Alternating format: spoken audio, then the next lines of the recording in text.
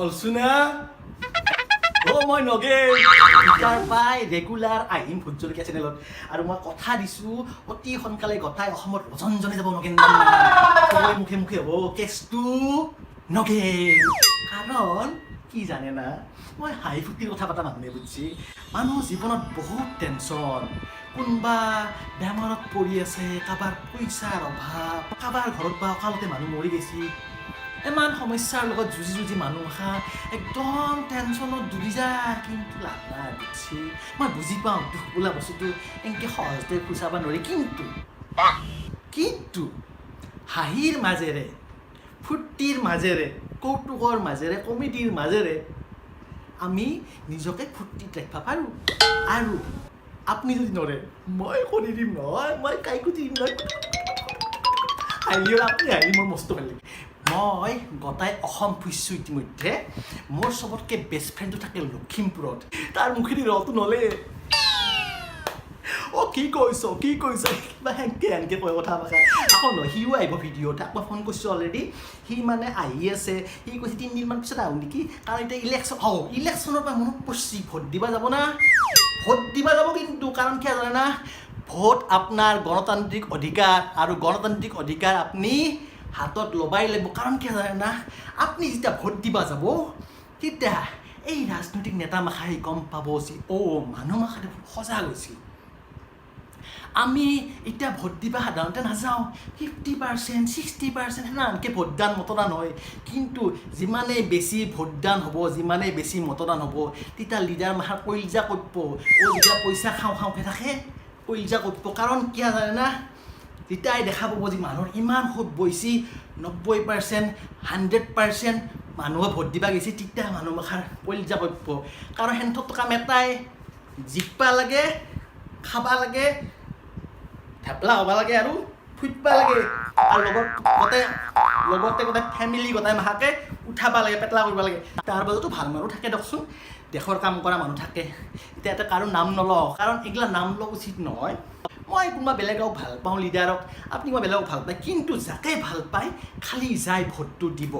কাৰণ আপুনি ভোট দিয়াটো আপোনাৰ অধিকাৰ আৰু আপোনাৰ কৰ্তব্য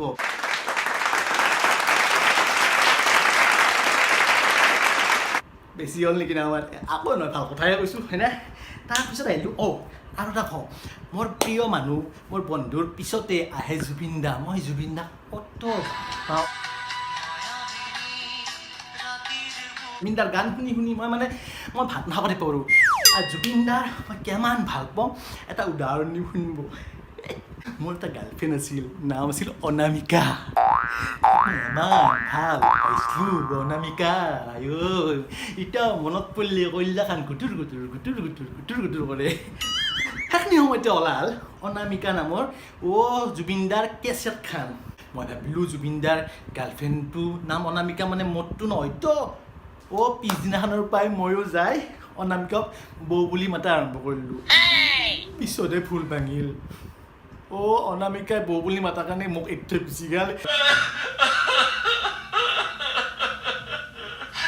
এতিয়া অনামিকাৰ 7টা চলি পিছত আৰু ভুলকৈ লাগিল জানে না জুবিন দা অনামিকাৰ পিছত ওলালাক আশা মায়া মই ভাবিছোঁ জুবিন দাৰ ইমান গাৰ্লফ্ৰেণ্ড না নহয় সেইগিলা জুবিন দাৰ মানে কাল্পনিক চৰিত্ৰ আছিল চাগে কিন্তু মানুহটো কিন্তু তামাম ৰোমেণ্টিক গম পায় আৰু বিৰাট ধুনীয়া গান লেখে নহয় মাজে মাজে গান গাই শুনাম দক মই গান গালে এইটো দিগদাৰ আছে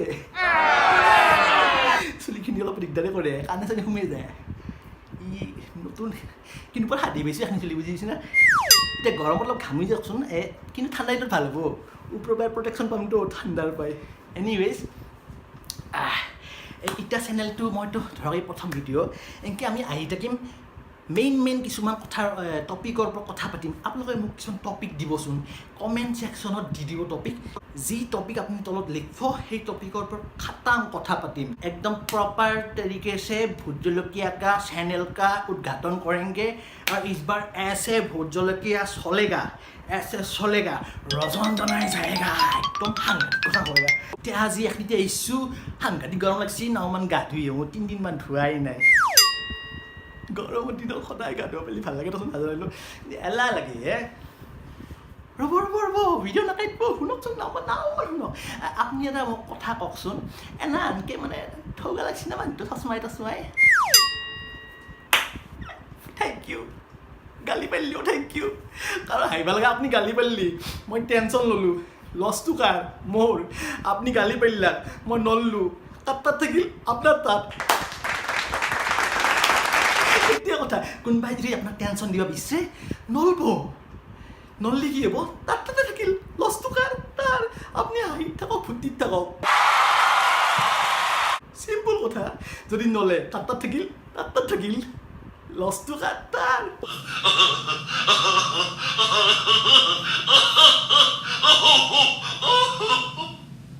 না মই সাংঘাতিক কথা লৈ আহি আছোঁ আৰু এটা কথা শুনক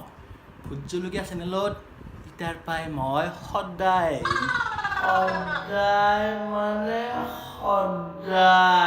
তেন্তে